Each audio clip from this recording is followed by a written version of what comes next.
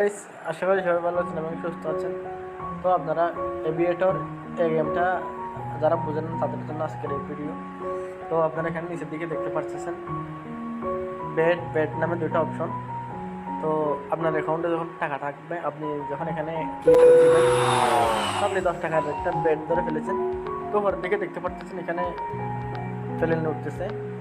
তো এটা উঠতে থাকে হঠাৎ করে চলে যায়। যেমন আমি এখন 10 টাকা ধরলাম মনে করে, তো 4 গুণ হয়ে গেছে 40 টাকা, 5 গুণ হয়ে গেছে 50 টাকা, 6 গুণ হয়ে গেছে 60 টাকা। যদি আমি ধরে নিই এখন আমি 80 টাকা পেয়ে যেতাম।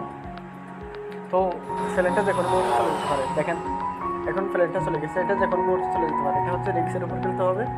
তো জাস্ট বুঝে শুনে খেলতে হবে। আপনারা এখানে দেখেন এনারা খেলতেছে, কেউ 9,500 টাকা করে ধরতেছে, কেউ 10,000 টাকা করে ধরতেছে। আপনারা দেখেন এখানে অনেকে তাদের বিটটা ধরতে পারবে, অনেকে ধরবে না, তাদের টাকাগুলো লসে চলে যাবে। যেমন এটা চলে গেছে, এদের সবার টাকাগুলো লসে চলে গেছে।